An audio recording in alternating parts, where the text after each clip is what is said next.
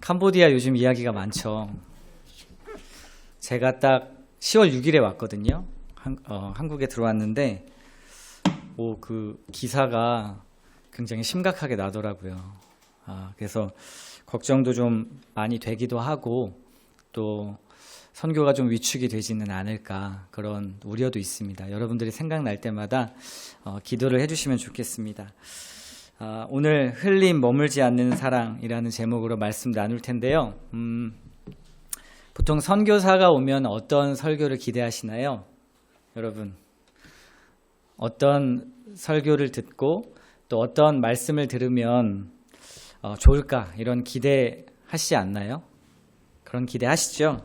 네, 그런 기대감을 가지고 오늘 말씀 한번 같이 잘 나눴으면 좋겠습니다. 먼저 제 소개를 잠깐 짧게 드리면 저는 올해 초에 국제 OM 선교 단체라는 곳에서 올해 초에 제가 파송을 받았는데요. 1년 전에 국제 OM 단체라는 곳에서 선교 훈련을 받았고요. 그리고 세계 스포츠 선교회라는 곳에서 스포츠 선교사로 그렇게 또 파송을 받았습니다. 그래서 지금 캄보디아 간지는 1년 차 이제 막 되는 그런 선교사입니다. 우리 임상태 목사님하고는 알고 지낸 지는 한 2, 3년 정도 된 것 같아요. 제가 임상태 목사님을 존경하는 이유 중에 하나는 다른 거를 다 떠나서 하나님의 말씀과 본질이 뭔지 굉장히 고민하시고 치열하게 그 부분을 기도하시고 질문하시면서 나가는 그 모습이 저에게는 굉장히 인상적이었습니다. 제가 오늘 여러분과 말씀 나눌 부분도 그러한 맥락에서 여러분들이 말씀을 잘 들으셨으면 좋겠습니다.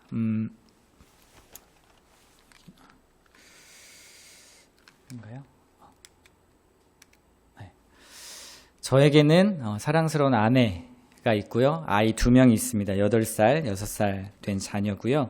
저는 한국에서는 한 10년 정도 조금 넘게 교회 사역을 했었고 그리고 하나님의 영광이라는 그 명목 아래 굉장히 치열하게 사역을 하는 시간들을 보냈습니다. 그러다가 어느 순간 그런 생각이 들었습니다. 내가 잘하고 있는 건가? 또 하나님이 보시기에 기뻐할 만한 그러한 삶을 살아가고 있는가? 혹시 뭔가를 놓치고 있는 거는 아닐까? 그러면서 기도했습니다. 하나님, 저 뭔가 놓치고 있는 것 같아요. 열심은 있는데 하나님을 향한 마음은 있는데 뭔가 공허합니다. 라는 그러한 고백들을 하나님 앞에 드렸습니다. 그리고요, 기도하고 질문하기 시작했어요. 과연 하나님이 정말 나에게 원하시는 본질은 무엇일까? 지금 하나님 일을 하고 있는 상황이잖아요. 그렇죠? 사역도 하고 있고 목사로서 설교도 하고 있고 양육도 하고 있고 하나님 기뻐하시는 일을 한다고 생각했지만 그 한켠에 마음 한켠에 공허한 마음을 지울 수가 없었습니다. 그래서 그러한 하나님이 원하시는 그 본질을 찾아가는 여정 속에서 저의 선교의 여정이 시작되었던 것 같습니다. 저는 오늘 여러분이 처한 환경과 삶의 맥락이 저와는 다를 거라고 생각해요. 여러분이 이러한 질문 고민 끝에 선교사가 되십시오 라는 말이 아닙니다. 여러분의 삶의 맥락과 환경 안에서 하나님이 정말 기뻐하시는 본질이 무엇인가? 여러분의 삶을 이끌어가는 그 드라이브하는 동력이 무엇인가를 같이 질문해 봤으면 좋겠습니다. 그래서요. 이게 나오네요. 네. 그래서 그 길을 찾는 여정에 여러분이 오늘 말씀이 좀 도움이 됐으면 좋겠는데요. 저는 오늘 이런 맥락으로 설교를 할 겁니다. 인간은 자격과 조건을 원하는 삶으로 우리의 인생을 살아가는데 그 이유는 우리가 하나님 앞에서 그리고 인간들 사회 안에서 주도권을 쥐려는 싸움이다. 근데 그 주도권을 쥐는 이유는 그 주도권을 쥐었을 때 내가 행복할 거라는 생각. 하지만 하나님의 말씀은 그게 아니라 우리에게 사랑을 허락하셨고 그 사랑 안에서 진정한 자유를 누릴 수 있다라는 이 거대한 맥락 안에서 오늘 말씀을 나누도록 하겠습니다. 저는 선교 훈련을 받기 시작하면서 저희 가정에 굉장히 많은 변화가 있었습니다. 가장 큰 변화는 삶의 터전을 계속 옮겨야 되는 일이었어요. 이사를 한다는 건 쉬운 일이 아니잖아요. 그렇죠? 선교 훈련을 받으면 계속 합숙 훈련도 하고 또 훈련하는 장소도 이동을 해야 되고 마땅한 오랫동안 거주하는 거처가 없습니다.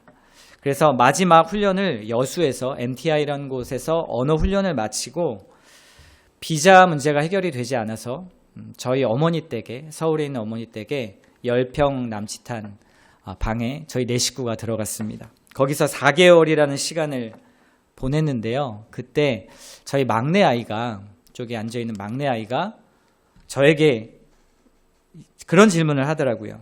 아빠, 우리 진짜 집은 어디야? 이렇게 묻더라고요. 아빠, 우리 진짜 집은 어디야? 제가 뭐라고 대답했을까요? 여러분이라면 뭐라고 대답하시겠어요? 사실 저도 답하기가 어려웠습니다. 그래서 선교사 FM 대답을 해줬죠. 그죠? 우리 진짜 집은 하늘에 있어. 이렇게 얘기했습니다. 그러니까 아들이 그래요? 하늘에? 저희 집이 있어요? 5살이니까 진짜 집이 있는 걸로. 5살이 아니어도 진짜 집이 있죠? 하늘에? 그렇죠?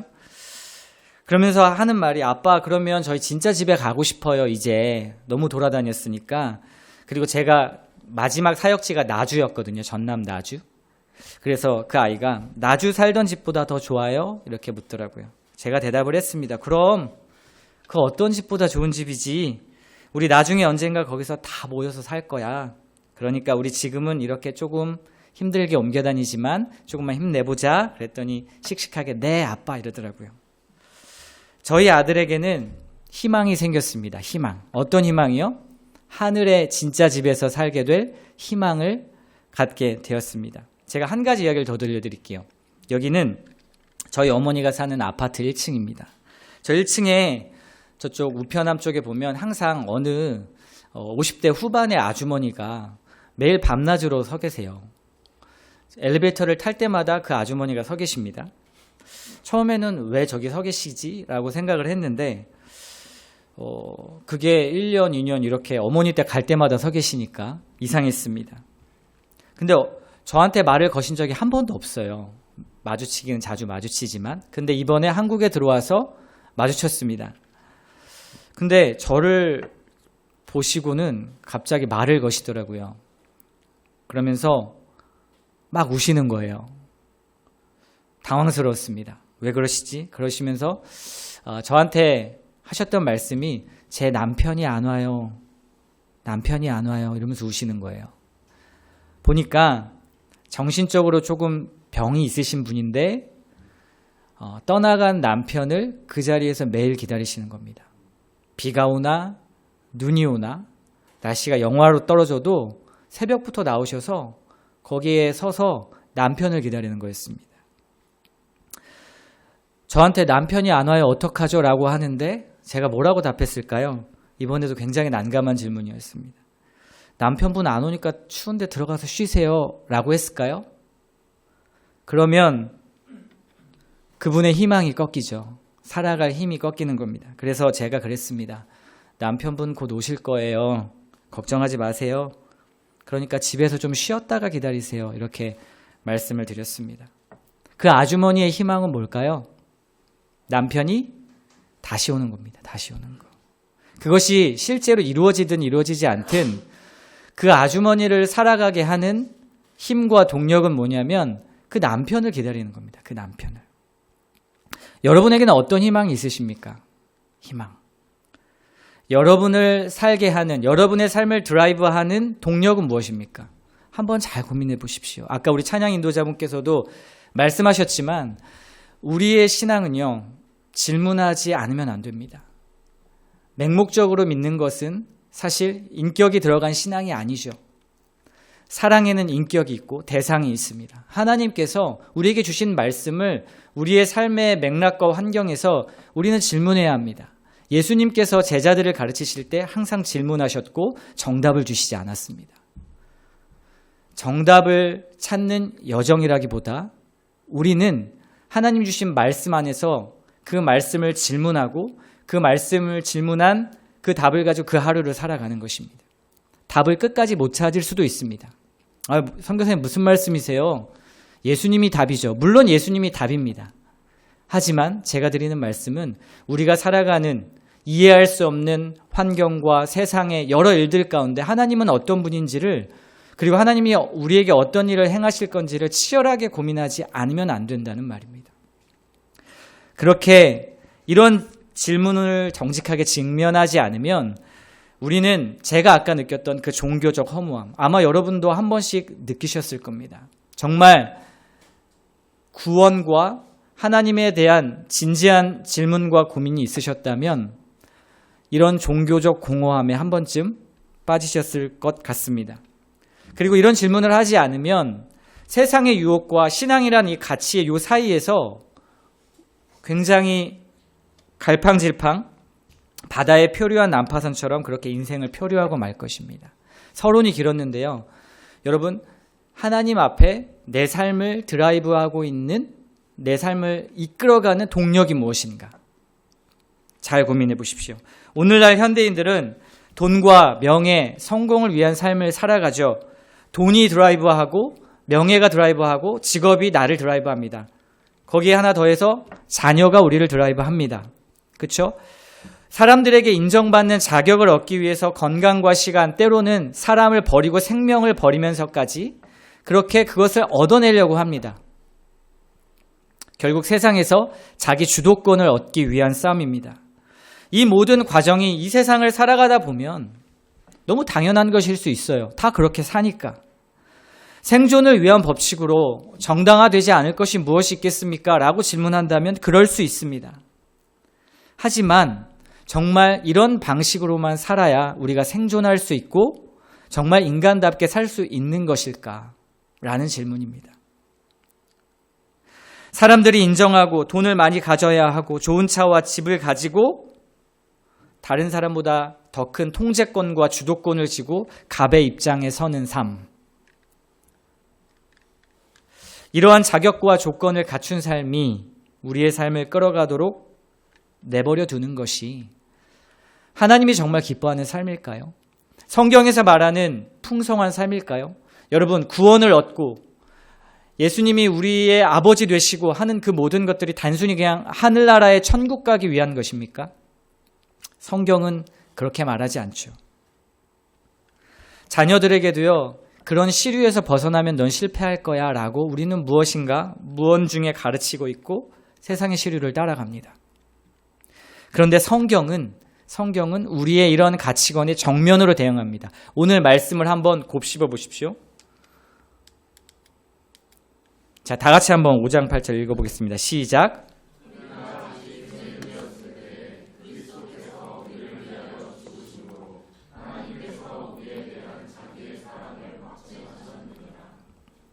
천천히 말씀을 한번 곱씹어 보십시오. 우리가 아직 죄인 되었을 때, 자격이 있나요? 죄인이? 죄인을 인정할 수 있나요? 없죠. 가치가 있나요? 죄인? 없죠. 하나님 앞에서 죄인은 죽어 마땅한 존재입니다. 하나님 거룩하신 분이니까요. 이런 상태에 있는 우리에게 만물의 창조주께서 세상을 운행하시고 꽃과 풀과 동물과 새와 바람의 흐름도 이끄시는 그 하나님께서 뭐 하셨다고요? 그런 죄인을 사랑하셨대요. 심지어 자기 아들을 십자가에 죽이시기까지 하셔서 사랑을 뭐 하셨다고요? 확증하셨대요. 증거로 내삼으셨다는 거죠. 증거로. 이게 내 사랑의 증거다. 하나님이 우리를 사랑하실 때 요구하신 것이 있나요? 이 말씀에서 너 이렇게 하고 이런 자격이 있어야 너를 사랑할 거야 라고 했나요? 아니죠. 죄인은 무가치함의, 하나님 앞에서 무가치함의 끝판왕이죠. 왜냐하면 죄인은 하나님 앞에 설 수 없기 때문에. 쓰면 바로 죽잖아요. 그렇죠? 하나님은 거룩하신 분이니까. 하나님이 성경의 이야기를 이끌어 가실 때 이스라엘을 선택하셨잖아요. 이스라엘을 애굽에서 구원하실 때 이스라엘이 어떤 상태였죠? 노예였잖아요. 종이었잖아요. 그렇죠? 세상 사람들이 보기에는 무가치한 노예였습니다. 근데 하나님이 이스라엘 백성들이 뛰어나서 그들이 똑똑해서 그들이 가진 것이 많고 하나님을 잘 섬겨서 그들을 구원했습니까? 아니죠. 하나님이 전적인 은혜로 찾아가셔서 모세를 통해서 이스라엘을 구원하셨습니다. 바벨론에서 구속하실 때도 마찬가지죠. 도덕적으로 흠없고 모든 사람에게 존경받는 자가 되라. 너 이 정도 집은 있어야 되고 사람들에게 이 정도 지식은 있어야 되고 너가 그래도 이 정도 나한테 신앙적인 열심과 헌신을 좀 드려야 하지 않겠니? 그래야 좀 내 마음이 움직이지 않을까? 라고 하나님이 하셨을까요? 아닙니다. 어떠한 하나님을 감동시키기 위해서 나의 종교적인 열심으로 하나님의 마음을 움직인다. 지성이면 감천이다. 이게 기독교일까요? 아니죠. 이건 세상의 종교입니다. 우리가 믿는 기독교는 우리가 오늘 말씀처럼 죄인 되었을 때 아무런 내세울 것이 없는 상태에서 하나님께서 은혜로 우리를 구원하셨습니다. 심지어 생선 썩은 비린내처럼 죄에 부패한 우리들을 하나님께서 감권적으로 사랑하셨습니다.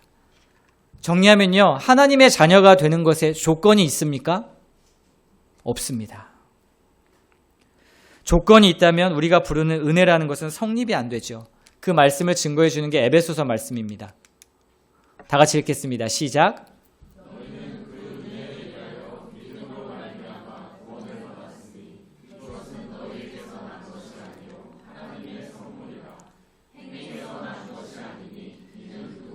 자랑하지 못하게 함이라. 아멘.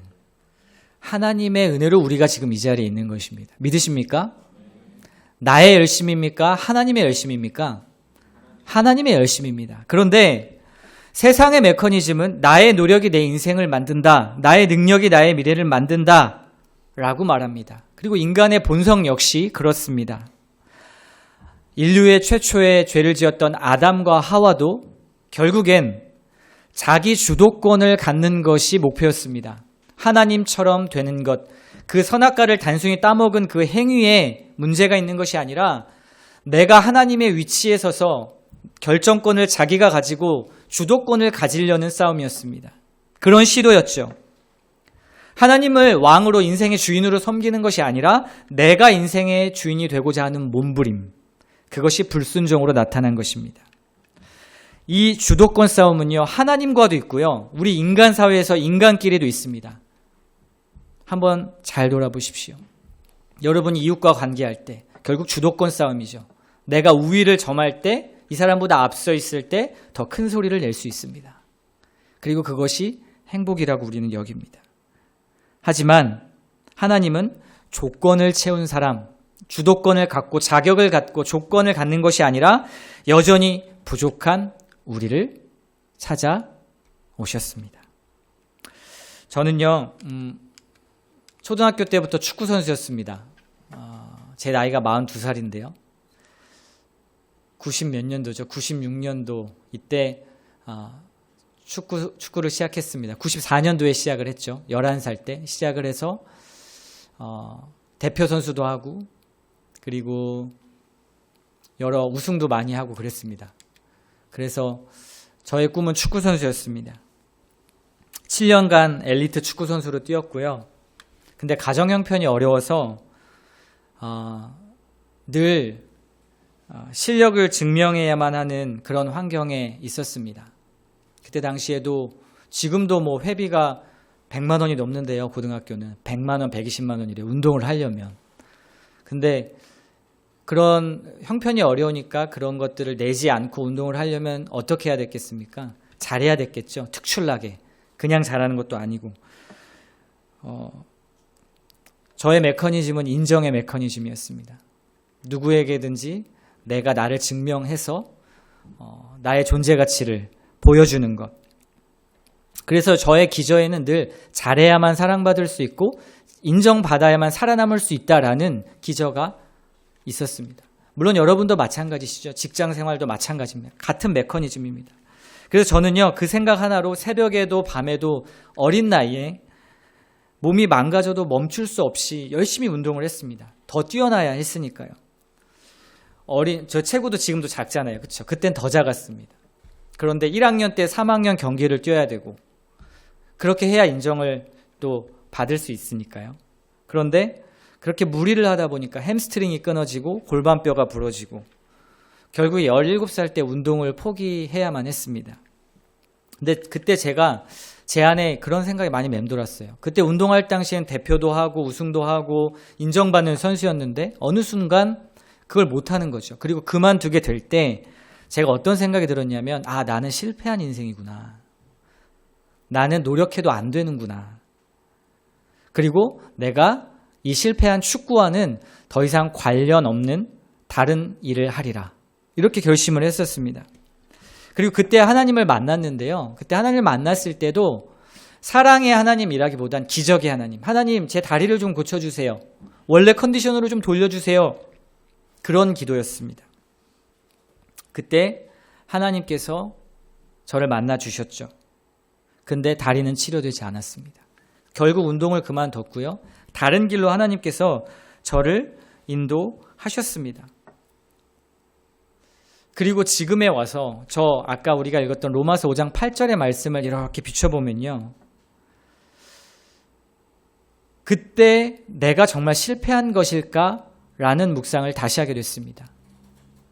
늦게서야 진짜 복음을 깨닫고 그게 내가 실패한 것이 아니라 하나님께서 나의 인생을 전환시키는 전환점이었구나. 하나님이 원하시는 길로 인도하시려는 전환점이었구나라는 것을 깨달았습니다. 제가 선교를 준비하면서 하나님이 참 못된 하나님이다라는 묵상을 많이 했습니다. 고약한 하나님이다. 제 뜻대로 아무것도 해주시지 않는 거죠. 제가 계획한 대로, 제가 좀 바라는 대로. 하나님 저 사랑하신다면서요. 좀 이 길은 열어주셔야 되지 않을까요? 하나님 일하는 거잖아요. 하나님 좀 이건 막아주셔야 되지 않을까요? 단 하나도 그렇게 해주시지 않더라고요. 제가 축구 선수를 그만두고 목사가 되었습니다. 결국에 목사가 되었고 이런 복음의 원리를 내면적으로 깨닫기까지는 굉장히 오랜 시간이 걸렸습니다. 그 메커니즘이요, 교회 사역 현장에서도 그대로 드러나더라고요. 목회자이고 말씀을 묵상하고 여러분 설교하고 제자 양육하고 끊임없이 성경을 가르치면서도 내 증명, 자기 증명과 입증의 싸움은 끝이 나질 않는 거죠. 목회자의 세계에서 더욱 가속화되었습니다. 대중 앞에 서야 하고 설교를 잘하는 목사와 잘 못하는 목사로 나뉘게 되고 성경을 잘 가르치는 목사와 잘 가르치지 못하는 목사로 나뉘게 되고 그렇죠? 그 능력주의가 교회 안에도 그대로 있는 거죠. 여러분 설교 잘하는 목사가 좋으세요? 못하는 목사가 좋으세요? 당연한 말이죠. 근데 그 메커니즘이 교회 안에 그대로 정착될 때 목사들은 압박을 받아요. 또 특히 큰 교회에서는 더 그렇죠. 여러 명의 목사가 막 설교하니까. 자유함이 없고 늘 인정에 갈망하는 듯 그것을 드러내지 않고 사는 약간 가면 쓴 삶. 진짜 본질을 향해 걷고 싶은데 안 되는 거예요. 그러다가 진짜 복음을 만났습니다. 바로 오늘 이 말씀. 그리스도의 십자가 하나님의 사랑입니다. 하나님은 어떠한 조건도 자격도 보지 않으신다는 거예요. 매일 봤던 말씀인데 다르게 보이는 거죠. 인생은 내가 잘하고 못하고의 문제가 아니라 내가 무엇이 되고 안 되고의 문제가 아니라 그리고 내가 인생을 얼마나 잘 경영하고 통제하고 컨트롤하는 문제가 아니라 결국 문제는 뭐냐면 진짜 싸움은 하나님이 어떠한 분이신가, 하나님이 무엇을 행하시는가를 묵상하고 인식하는 싸움이었습니다. 여러분 잘 기억하십시오. 여러분이 무엇이 되느냐, 무엇을 갖느냐의 싸움이 아니라 하나님이 어떤 분이고 하나님이 어떻게 우리를 이끌어 가셨느냐의 싸움입니다. 그리고 그걸 요약하면 하나님의 사랑입니다. 하나님의 사랑. 하나님의 존재와 하나님의 행하심, 요약하면 사랑입니다. 하나님의 본질도 사랑이시고요. 하나님의 행하심도 사랑을 바탕으로 한 모든 행하심입니다. 하나님의 사랑은요, 결국에 그 본질의 싸움, 질문의 끝에 저희 가정을 선교로 이끌기 시작했습니다. 그동안 어떤 목적과 자기 증명의 싸움이었다면 이제는 정처 없이 표류하는 그러한 난파선처럼 그냥 하나님이 이끄시는 대로 파도에 이끌리는 삶을 살아보고 싶었습니다. 그래서요, 그게 안 될 것 같더라고요. 그래서 제가 선택한 것은 의도적으로 불편한 자리에 가는 것이었습니다. 그것이 선교였습니다. 개척과 선교의 고민 끝에 선교를 선택하게 됐고 하나님께서 그 길로 인도하셨습니다. 근데 그 삶이 쉬웠을까요? 제가 뭔가 이렇게 객기를 부려서 했다기보다는 하나님께서 인도하셨다고 믿었는데 막상 그 자리에 들어가니까 너무 힘든 거예요. 한치도 그 다음 일을 예측할 수가 없습니다. 저는요, 사실 자기 개발을 굉장히 좋아하는 사람이고 계획을 세워서 그걸 성취하는 걸 굉장히 좋아하는 사람입니다. 그리고 안정, 어떤 루틴을 좋아해서 틀을 짜놓고 그 안정된 삶에서 돌아갈 때 뭔가 느낌이 안전하다는 생각이 들잖아요. 근데 그런 것들을 하나님께서 다 부수셨습니다. 내일 일도 예측이 안 되는 거예요. 선교의 현장은. 그리고 선교를 준비하는 과정은요. 그리고 그 풍랑의 한가운데서 하나님께서 저에게 이런 묵상을 하게 하셨습니다. 재현아, 너의 인생은 있잖아. 너의 손에 달려있는 게 아니야. 너의 인생의 주인은 나야. 내가 이끄는 파도를 한번 신뢰해봐. 내가 너를 신묘막측하고 기묘하게 이끌 거야. 하나님, 저는 신비하지 않고 신묘막측하지 않아도 돼요. 그냥 좀 필요한 걸 주시면 안 될까요? 그런데 하나님은 제 생각대로 움직이는 분이 아니셨습니다. 그걸 인정하기까지 꽤나 오랜 시간이 걸렸습니다. 하나님께 맡기고 주도권을 드리니까요, 자유해졌습니다. 아, 인생은 내가 통제하는 게 아니구나. 나와 우리 가정은 하나님이 이끄시는구나. 여러분, 팔로워가 되는 자유함을 좀 누려보십시오. 내가 리더가 되려고 하지 말고 하나님 앞에서 팔로워가 되면요, 편합니다. 내가 그 선택에 책임을 지지 않아도 돼요. 선택을 리더가 집니다. 하나님이 우리의 리더가 되시면 하나님이 책임을 지십니다. 그렇게 선교의 여정 가운데 하나님이 이끄셨는데 저를 결국에는 어디로 이끄셨냐면 바로 이 축구라는 축구를 통해서 축구 선교사로 저를 이끄셨습니다. 목회 현장에만 있었잖아요. 축구를 안 한 지 20년, 25년이 넘었어요. 근데 선교를 준비하다 보니까 캄보디아라는 나라가 연결이 되었고 캄보디아에는 아이들이 축구를 너무너무 좋아한다는 거예요. 공만 던져주면 아이들이 모이고 교회로 온다는 거죠. 관계하기 너무 좋은 툴이 바로 이 축구라는 스포츠였습니다. 저는요, 제가 17살 때 운동을 그만둘 때 축구는 다시 하지 않으리라. 그리고 축구와 관련된 일은 하지 않으리라. 축구는 트라우마였습니다. 물론 즐기는 축구는 할 수 있지만 축구를 뭔가 내가 주된 일로 삼아서 하기에는 상처였던 것이죠. 근데 하나님께서 25년 뒤에 저를 선교사로 삼으시고 그리고 본질을 고민하는 여정 중에 축구라는 것을 하나님께서 저에게 연결시켜 주셨고 축구 선교사로 파송을 해주셨습니다. 그러니까 제가 실패라고 생각했던 것을 하나님이 선용하셔서 하나님의 일로 바꿔나가신다는 거죠. 여러분 보세요. 여기 있는 친구들이 다 지금 집회에 참여한 친구들인데 캄보디아에는 매년 푸놈펜에서 한 7, 80개 되는 교회에 한 1000명 가까이 되는 아이들이 모여서 대회를 합니다. 축구대회. 선교사님들이 다 교회를 개척해서 그 교회에 속한 아이들입니다. 그래서 이렇게 축구를 하고 아이들이 집회도 하고 복음도 듣고 하는 그러한 사역들을 매년 하고 있습니다. 그래서 선교사님들이 각 교회마다 축구팀을 만드느라고 아주 애를 쓰고 계세요. 왜냐하면 아이들이 너무 잘 모이니까. 그런데 제가 캄보디아에 가게 됐는데 축구라는 툴을 가지고 가니까 많은 선교사님들과 또 여러 곳곳에서 사역의 요청이 옵니다. 심지어 선교사님들이 자기를 가르쳐달라고 말씀하세요. 왜냐하면 본인이 배워서 아이들을 지도하면 되니까.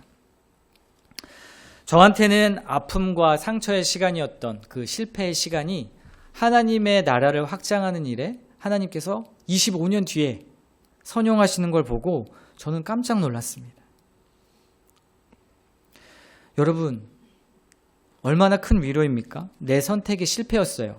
저는 상처였고. 그리고 여러분, 지금 삶이 내 생각에 찌질해 보인다고 생각할 수 있습니다. 무의미한 시간이라고 생각하실 수 있어요. 그런데 아닙니다. 아무것도 하지 않는 시간이라 할지라도 하나님께서는 그 시간을 유의미한 시간으로 바꾸시는 분이십니다. 여러분, 사도 바울이 아나니아를 통해서 예수님을 만나고 눈에 비늘이 벗겨지고 바로 사역을 하러 갔을까요? 사도행전에서? 아닙니다. 어디로 갔죠? 아라비아로 갔습니다. 거기에서 10년이 넘는 시간을 있었습니다. 성경에 뭐 했는지 기록은 되지 않았어요. 10년이란 시간. 사도 바울이 있기까지는 그 10년이란 시간이 있는 겁니다. 실패했다고, 부족하다고 너무 낭망하지 마십시오. 하나님께서는 그것조차도 선용하십니다. 왜요? 왜요? 우리를 사랑하시기 때문입니다. 그 사랑하신다는 말을 여러분 너무 당연하고 진부하게 받아들이지 마십시오. 이 사랑이 매일 인식되지 않으면 여러분을 이끄는 동력은 다른 것이 될 겁니다. 저도요, 선교 나간 지 지금 1년 차인데 곧 파송교회 후원이 종료됩니다. 그러면 저도 어떤 상황이죠? 또 불확실한 상황이에요. 그런데요, 처음에는 너무 불안했어요. 근데 지금은 이 말씀을 묵상하고 하나님께서 날 이끌어 가시는 그런 상황들을 볼 때 내 힘으로 하는 게 아니잖아요. 하나님께서 이끄신다는 믿음이 있습니다. 여기 아까 목사님하고도 잠깐 이야기 나왔지만 주범교회도 이제 예배 처소를 옮겨야 된다는 이야기를 들었습니다. 여러 것들이 불확실하고 불투명합니다.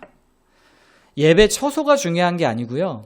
여러분들을 이끄는 하나님의 사랑 안에서 그분을 예배할 수 있는 그 본질이 중요한 겁니다.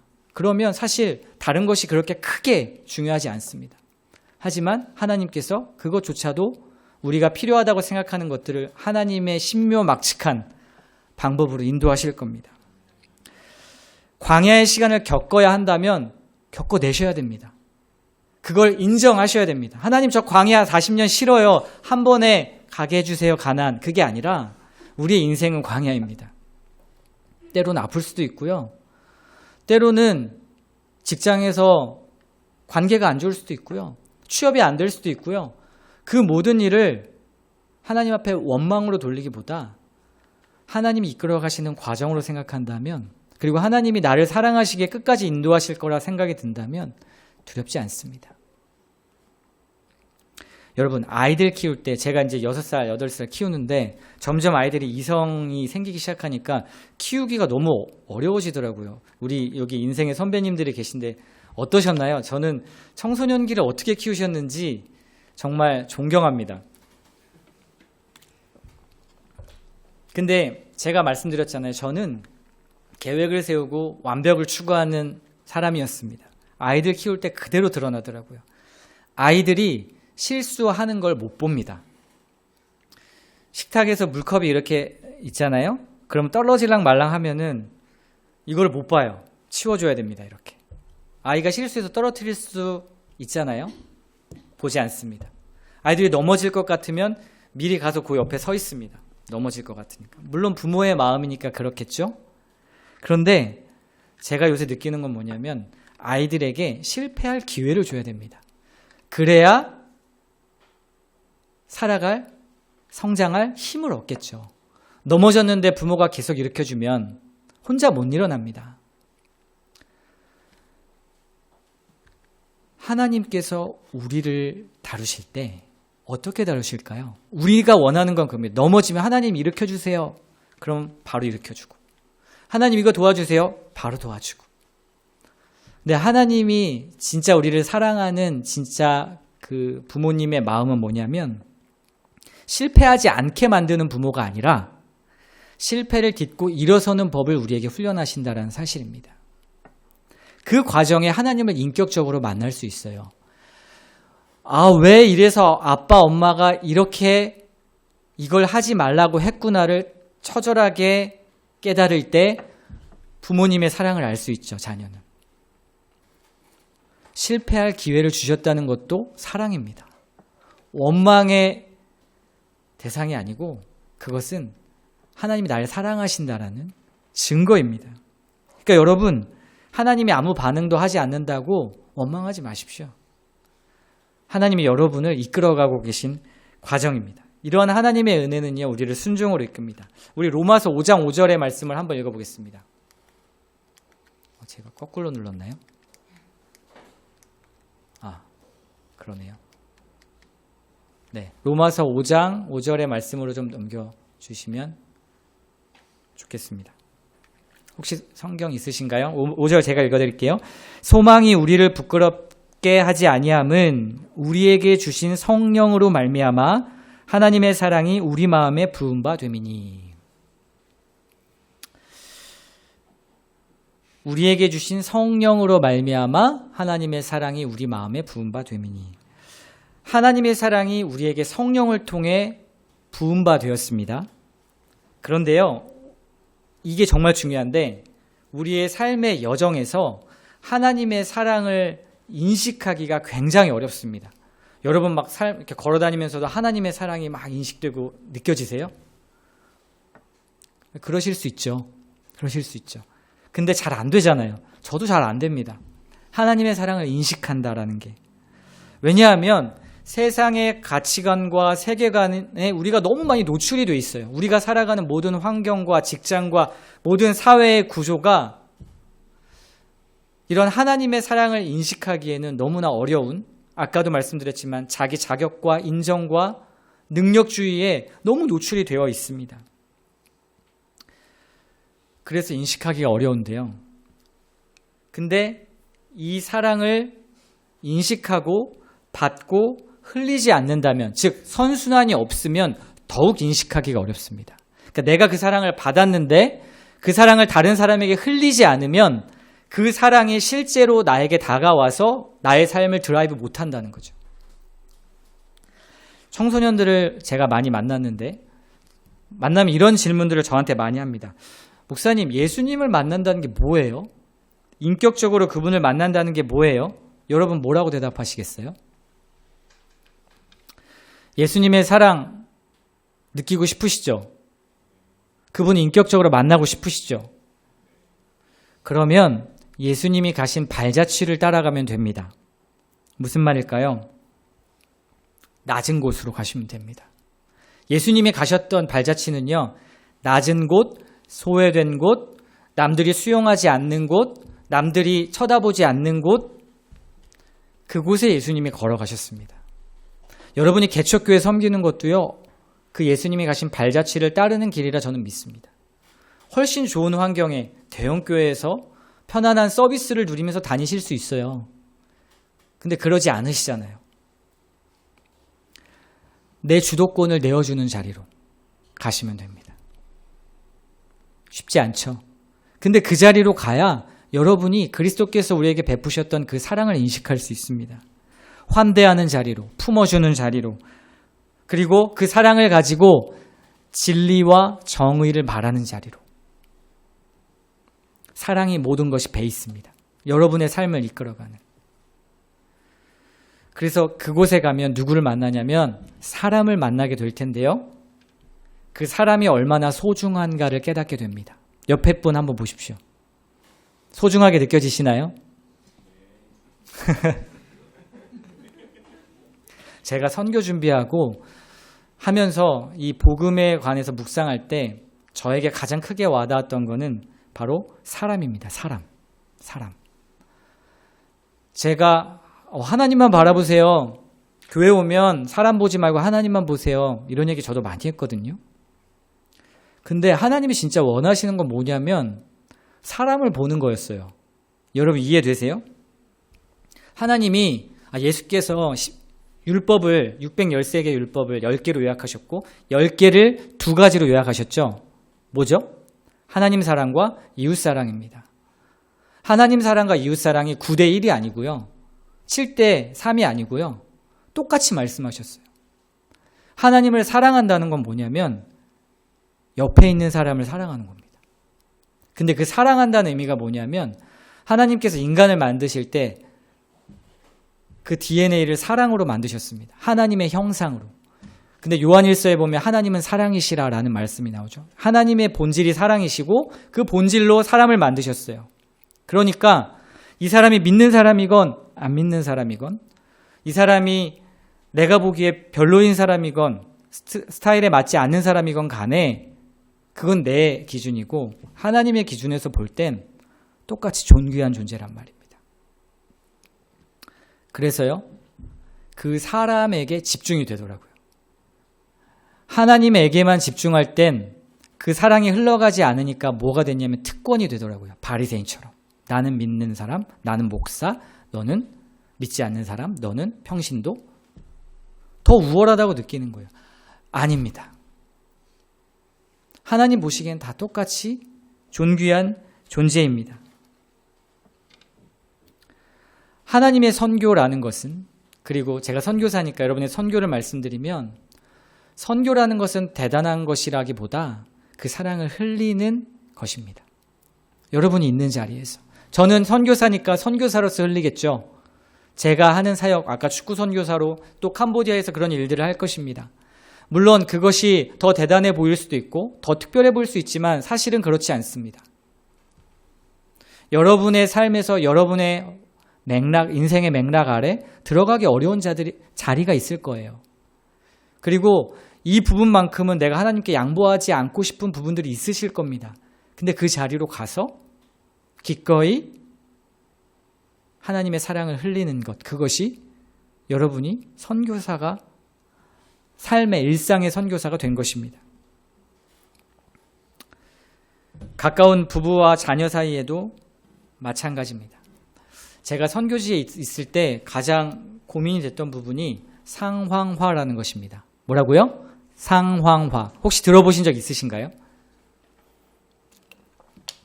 선교 훈련 받을 때 가장 많이 이야기하는 게 상황화인데, 상황화라는 말은 미 전도 종족에 들어가서 선교를 할 때 그들의 문화와 그들의 언어와 그들의 관습과 그들의 생활 방식을 배우는 것을 말합니다. 나도 그들처럼 되는 거예요.